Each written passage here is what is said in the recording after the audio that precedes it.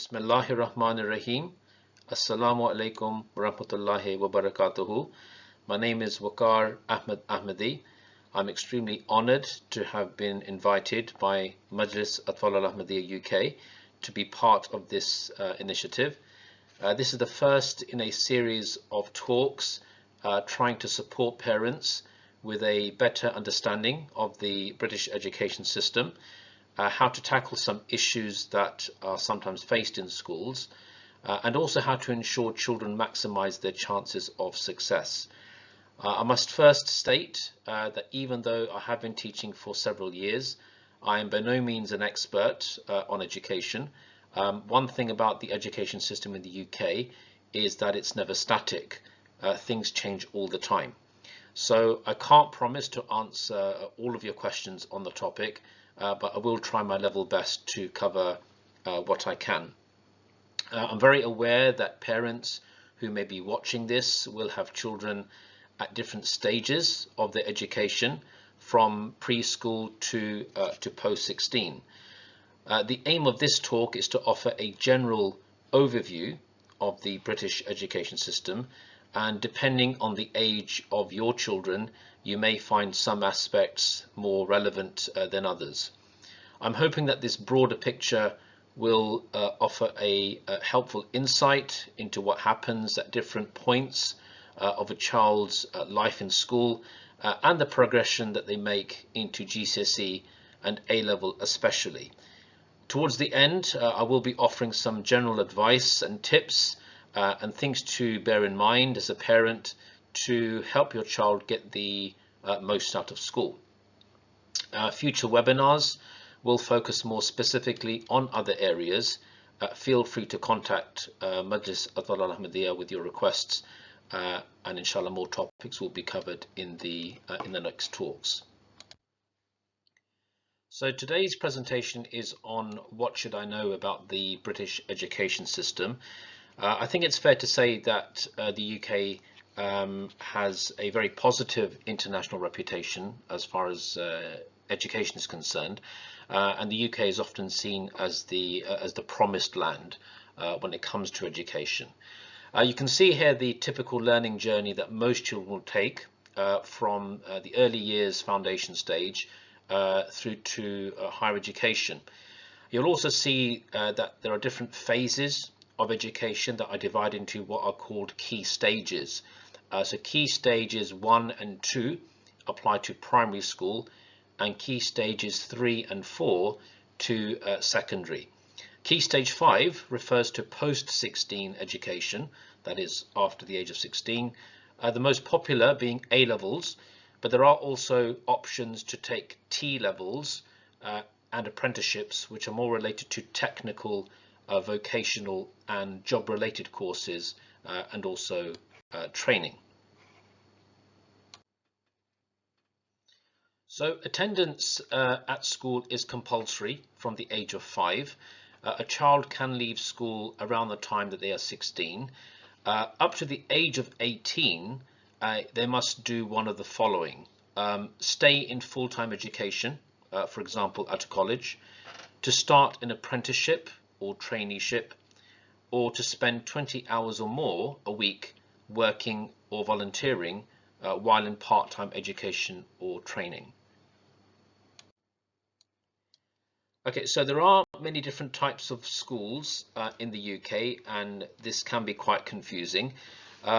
These types of schools apply to both primary and secondary, except grammar schools, which are secondary schools.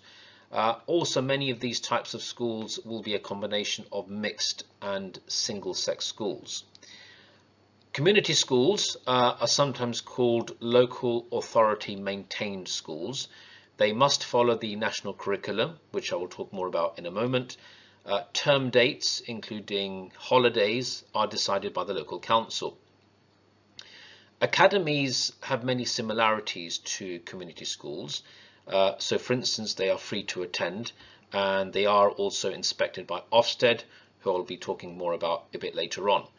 They have the same rules when it comes to their admissions procedure, special educational needs and exclusions as other state schools. There are some differences, however. Academies receive funding directly from central government, that's the Department for Education, and they are run by an academy trust. Academies have more control over how they do things. For example, they do not have to follow the national curriculum, and they can set their own term times. Also, how they spend their money. So, for example, staff salaries may be higher in academies as compared with community schools, although not necessarily. Some schools choose to become academies. If a school that has been funded by the local authority is judged by Ofsted to be inadequate, then it must become an academy. Some academies are part of a group of academies, and these are known as multi-academy trusts. They work together in deciding how their schools are run and also the curriculum that they wish to teach. You may possibly have heard that there were plans by the UK government to make all schools in the UK academies by 2030, but my understanding is that this seems to be no longer the case, but it is still worth keeping an eye on news relating to education to see if there are any developments on that. Grammar schools, which apply to secondary students only. These are selective schools. They choose pupils on the basis of their academic ability. There is an entrance examination, which is usually referred to as the 11 plus, which is usually taken near the start of year 6, which is the last year in primary school. They're usually maintained or aided schools, which means that they are funded by the government and other bodies, and so they are therefore free. Many grammar schools are single-sex schools, but some are not. Grammar schools usually contain sixth form, so those with A-level departments, and so they provide an education from the age 11 to the age of 18. Entry into the sixth form at grammar schools is based upon GCSE performance, so there is no guarantee that a child will get a place in the sixth form even if they did their GCSEs at that particular grammar school. They are generally competitive and they usually produce the best exam results in the country. I do wish to just add here also, as an observation, we do often see many parents who want to get their children into a grammar school and see grammar schools as offering the best education.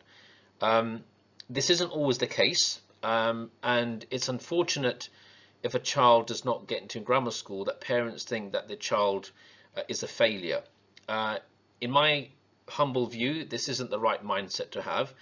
There are plenty of high quality, really good schools which are not grammar schools, where children may perhaps even have a better educational experience and get more academic support in those schools than they would if they went to a grammar school.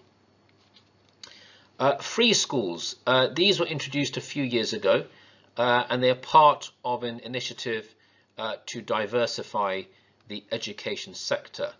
They are independent schools which are set up by various bodies, groups or institutions. For example, charities could set up a free school, universities, private school teachers, parents, businesses, community and faith groups as well. So if, for example, as a hypothetical example, if the Jamaat wanted to set up its own school in the future, then it would be known as a free school. They are not required to follow the national curriculum. They are directly funded by the government and are usually free, although they may ask for contributions. Special schools. If a school cannot provide the support needed by a child with special educational needs, then they can be referred on to a special school to ensure that they get the attention and provision that they need. Faith schools and faith academies, these make up about a third of all schools in the UK, so there is quite a high proportion of these in Britain. Most of these are church schools belonging to either the Church of England or the Catholic Church. There are some Jewish, Muslim and Sikh schools as well, and these are usually in communities that have a large proportion of children from those religious traditions. In faith schools, the staff will promote their own religious beliefs and practices. So, for example, pupils may be required to say prayers at certain times of the day and also participate in religious assemblies. Private and independent schools, these are also known as public schools. They do charge fees to attend instead of being funded by the government. Pupils do not have to follow the national curriculum in private schools. They must still be registered with the government, and they are inspected regularly, some by Ofsted, but others by an independent schools inspectorate. Some private schools offer boarding, and their fees for this will vary from school to school. So, for example, in a private school that I've been working in, the typical fees for one term, if a student is a day student, so they're not boarding, will be between £7,000 to £8,000 a term, and if they are boarding within the school, it can go up to 12 to 13,000.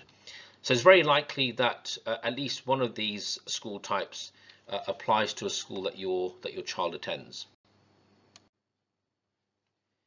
So Ofsted, which stands for the Office for Standards in Education.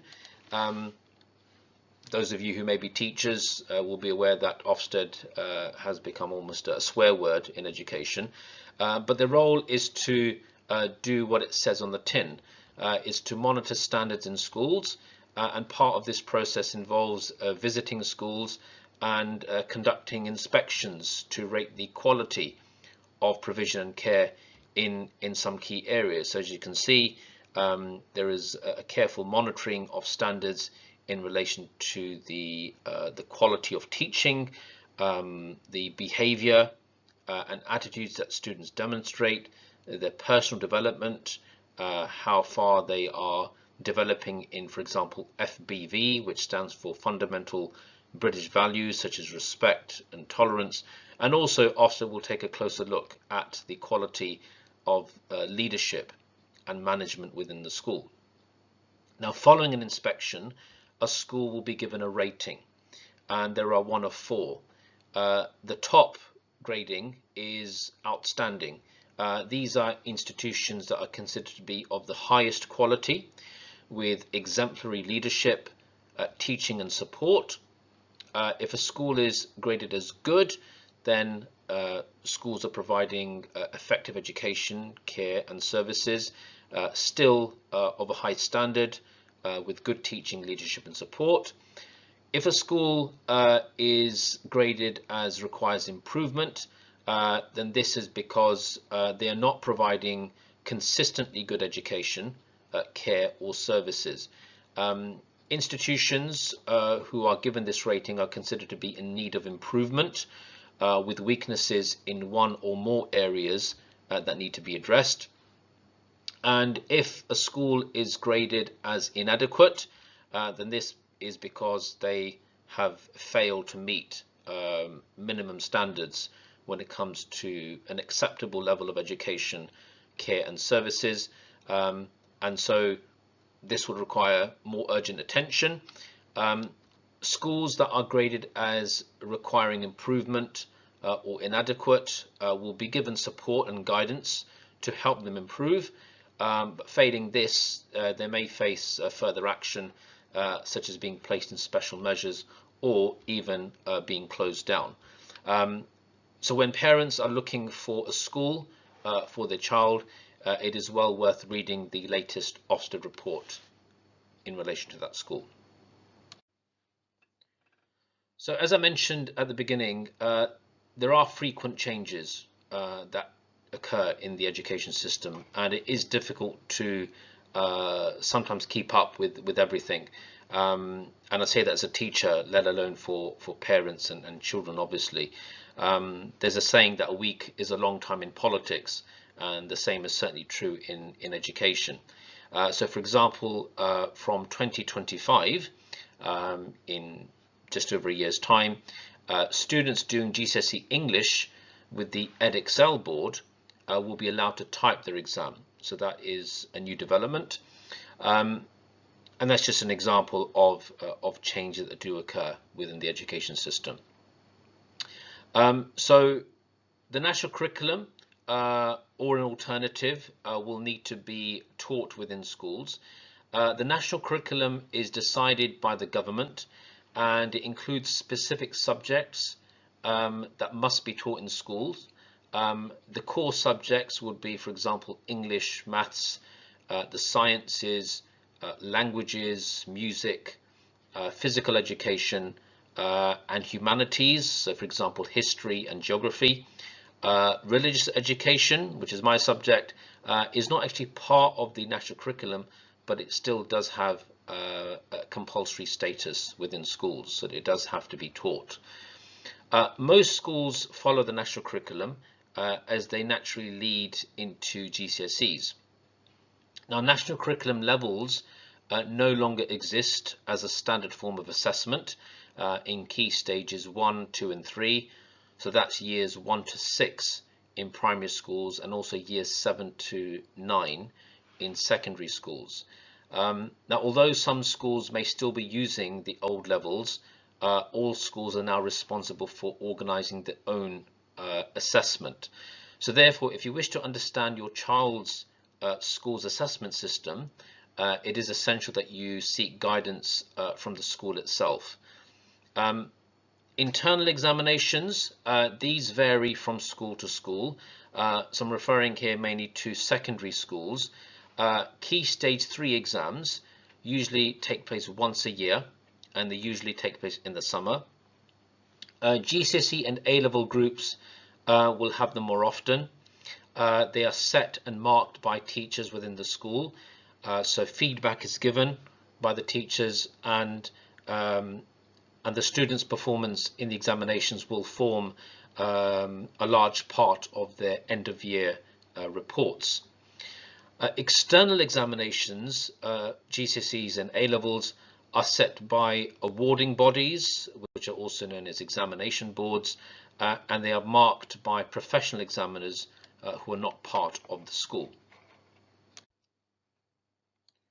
So GCSEs, this starts with the Year 9 options process, and this takes place from around January, where Year 9's children are offered a range of subjects to choose from for GCSEs. There are as many as 60 subjects available nationally, but I don't think there is a single school that offers all 60. That just would be impossible. So schools will only offer subjects that they have the staffing expertise for. The number of subjects that a student will take may vary, but nationally the average is between 7 to 8 subjects that students eventually take an examination in. GCSEs are normally 2-year courses. Some schools may introduce GCSEs a year earlier in, for example, the second part of Year 9, in order to make sure that they get through the content in just over 2 years, because there is a substantial amount of content to get through, and depending on how much curriculum time is given to these subjects, some schools may introduce the GCSE courses in Year 9 itself.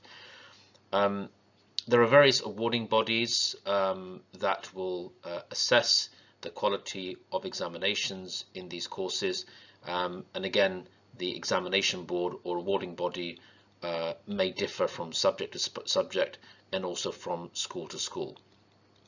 There is a numerical grading system in place now. It has been for a few years, and many from our and previous generations perhaps would have been more used to the letter grading system, and so often we probably hear when a child gets their GCSE results, somebody in the family will say kitne A mile ampere. So it's hard to kind of explain that those letter gradings no longer apply. They have been phased out and been replaced by a numerical system. So for example, levels 9, 8 and 7 are the equivalent of the old A star and A grades, and grade 9 is often called the super A star. So it's just important to note that The old lettering system is no longer in place, and it has been replaced by this new numerical system. So A-levels, which refers to years 12 and 13 in secondary schools or in a sixth form college. Mainly students will take 3 subjects, and in terms of deciding which subjects to take, it's important that as parents and also with your children, you also take a look at the subjects that are available and offered, not just in one school, but in other schools within the area, because not all schools offer the same selection of A-level subjects. Students are graded between A and E. These are pass grades at A-level. The only other grade is U. Most universities and employers require grades A, B or C for admissions or for recruitment. Universities usually work on a points system in which A-level grades are worth a set number of points, and a student is required to have achieved a certain number of points for admission onto a specific course. So the UCAS process, which is applying to universities, on the application form, it will be necessary for a student to put in their predicted grades, which are based on their performance in their A-levels and what their teachers feel they are on course to achieve by the end of the course. Oxford, Cambridge and other what are called red brick universities will have a higher entrance requirement, and the deadline for applying to Oxbridge for particular courses is earlier as well. Sometimes the number of points that are needed are an ideal or an aspiration. So many universities can be flexible with their own requirements, and they will still consider taking on students who haven't quite managed to meet their criteria for certain courses. So you shouldn't rule out certain universities if your child is not predicted the grades that they have been asked for. The Advanced British Standard is possibly a new qualification which will be introduced. The Prime Minister announced this new qualification for 16 to 19-year-olds, which will put technical and academic education on an equal footing. And the aim is for all young people to leave school knowing the basics in maths and English. And so it will bring together A-levels and T-levels, or technical based courses, into a single new qualification. Students will take a larger number of subjects at both major and minor level, with most studying a minimum of 5 subjects at different levels. So students will have the freedom to take a mix of technical and academic subjects, which will give them more flexibility over their future career options. So that's the vision for this new advanced British standard that was referred to by the Prime Minister quite recently. But of course, if there is a change in government, then this plan may not go ahead, but we will wait and see what, if anything, becomes of it. So at the end, I'd just like to offer some advice on how children can be better supported by parents as far as their education is concerned. I think we often overlook and forget the power and effect of prayer, which should continue throughout our lives. In fact, many of us will pray for our children before they're even born. And we pray that they become the delight of our eyes, that they are given the good of this world and the next, and that they succeed and that they flourish spiritually, but also academically as well. Attendance is a simple point, but children do need to be in school. Days out of school does mean missed learning. If parents take their children on holidays during normal term time dates, or if a child is playing truant, in other words, they're missing school, then the consequence can be a fine or having parenting orders put in place. For example, parents may need to attend classes about the importance of sending their children to school. Of course, there will be genuine reasons why a child might not be able to attend school, but is it important for the parent then to contact the school about the work missed so that their child can catch up? Punctuality, very important to instill this habit of being up early and being in school and being in lessons on time, if not before time. Taking an interest, I think this is really important also.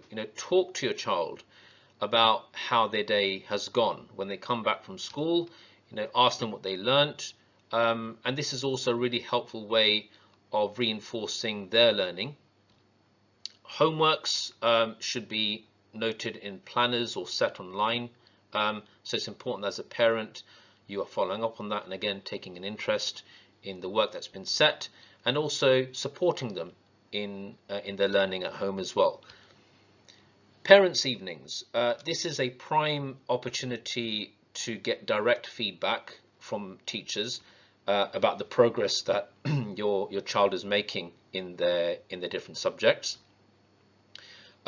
School communications. There are many ways in which a school will get in touch with parents in the form of letters, newsletters, emails, interim reports, end of year reports. Very important as a parent that you read these and that you engage with them.